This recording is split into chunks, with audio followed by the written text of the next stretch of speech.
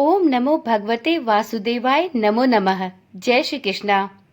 ज्येष्ठ मास में आने वाली पहली एकादशी तिथि को अपरा एकादशी के नाम से जाना जाता है।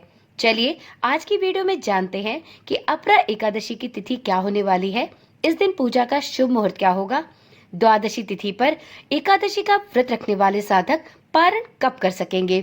साथ में वीडियो में ये भी जानेंगे कि एकादशी तिथि में पूजा कैसे की जाती है। ओम नमः शिवाय। जय श्री कृष्णा।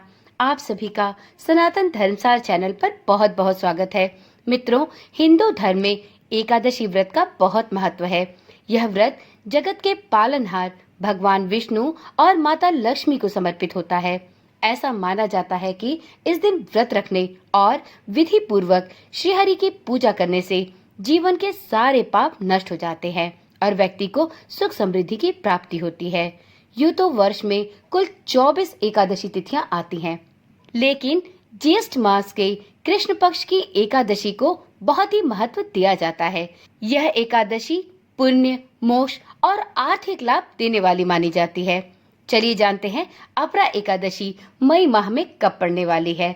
मित्रों, इस साल अपरा एकादशी की तिथि को लेकर भक्तों में थोड़ी भ्रम की स्थिति है, क्योंकि इसकी शुरुआत और समाप्ति की तिथि दो अलग अलग दिनों पर हो रही है। वैदिक पंचांग के अनुसार अपरा एकादशी तिथि की शुरुआत 22 मई को रात 1:13 पर हो रही है और इस तिथि का समापन 23 मई को रात में 11:30 पर होगा। ऐसे में कुछ लोग 22 मई को और कुछ लोग 23 मई को अपरा एकादशी की व्रत करने की बात कर रहे हैं, परंतु हमारे सनातन धर्म में कोई भी व्रत पूजा या कोई भी अनुष्ठान उदया तिथि के अनुसार किया जाता है। तो ऐसे में उदया तिथि के नियम के अनुसार अपरा एकादशी का व्रत 23 मई को अर्थात शुक्रवार के दिन रखा जाना चाहिए। मित्रों, अब जानते हैं कि अपरा एकादशी पर इस बार कौन कौन से शुभ योग लग रहे हैं। तो मित्रों, वैदिक ज्योतिष के अनुसार इस वर्ष अपरा एकादशी के दिन कई शुभ योग बन रहे हैं। इस बार 23 मई को आयुष्मान योग और प्रीति योग का निर्माण हो रहा है, जो पूजा पाठ के लिए अत्यंत शुभ माने जाते हैं। इसके साथ ही इस दिन बुध ग्रह वृषभ राशि में प्रवेश करेंगे, जिससे बुधादित्य योग बन रहा है। यह योग भी धन और बुद्धि वृद्धि के लिए शुभ माना गया है। शुक्रवार के दिन माता लक्ष्मी की उपासना भी की जाती है, इसलिए भी यह दिन और महत्वपूर्ण हो रहा है। इस दिन भगवान श्री हरि विष्णु जी के साथ माता लक्ष्मी की पूजा करने से साधक को विशेष लाभ प्राप्त होंगे।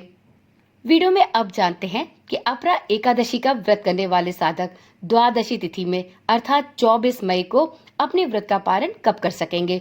तो देखिए मित्रों, जो भी कोई साधक अपरा एकादशी का व्रत रखेंगे वह अपने एकादशी व्रत का पारण द्वादशी तिथि में करेंगे। पंचांग के अनुसार इस बार व्रत का पारण 24 मई 2025 को सुबह 5:26 से लेकर सुबह के 8:11 तक किया जा सकेगा। तो जो भी कोई भक्त एकादशी का व्रत रखते हैं वह द्वादशी तिथि पर इसी समय में अपना पारण कर सकते हैं, क्योंकि ऐसी मान्यता है कि एकादशी का व्रत करने वाले साधकों को पारण द्वादशी के एक सही समय पर सही मुहूर्त में अवश्य कर लेना चाहिए, जिससे उन्हें उनके व्रत का संपूर्ण फल प्राप्त हो। द्वादशी तिथि में हरिवासर की समाप्ति के बाद अपने व्रत का पारण द्वादशी तिथि के भीतर ही किया जाता है। ऐसा नियम वर्षों से चला आ रहा है। मित्रों, वीडियो में ये भी जानते हैं कि यदि एकादशी का व्रत करते हैं तो आपको दान क्या क्या करना चाहिए। तो देखिए मित्रों, यदि आप एकादशी का व्रत करते हैं तो ज्येष्ठ माह के एकादशी अर्थात अपरा एकादशी का व्रत करने के दिन आपको जरूरतमंदों को दान भी देना चाहिए। ऐसे आपका व्रत सार्थक होता है। मान्यता है कि इस दिन दान पुण्य करने से व्यक्ति के जीवन में कभी किसी वस्तु की कमी नहीं होती और उसे सदैव आर्थिक लाभ भी प्राप्त होता है।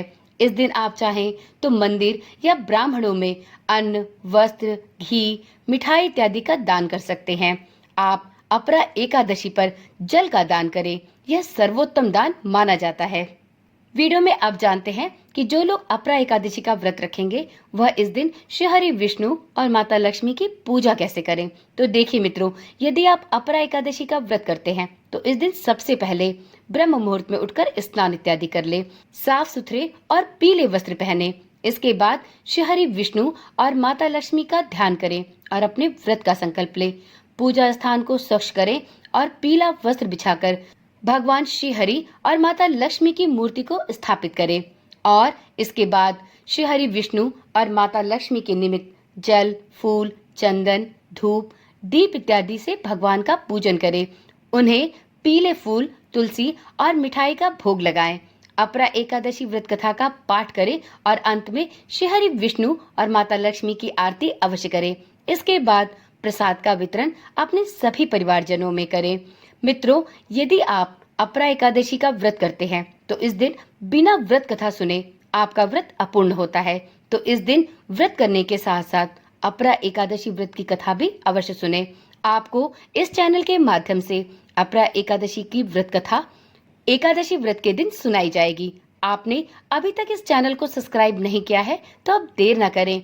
इस प्रकार की जानकारियों और पूजा पाठ से संबंधित कथा एवं विशेष मंत्रों के लिए इस चैनल को सब्सक्राइब करके रखें और साथ में नोटिफिकेशन बेल को भी जरूर ऑन कर लें, जिससे इस चैनल पर डाली जाने वाली सभी वीडियोस की सूचना आपके पास सबसे पहले और नियमित रूप से पहुंचती रहे। तो चलिए मित्रों, आज की वीडियो यहीं पर समाप्त करते हैं। कल मिलते हैं अगली वीडियो के साथ। तब तक के लिए ओम नमः शिवाय, जय श्री कृष्णा, राधे राधे।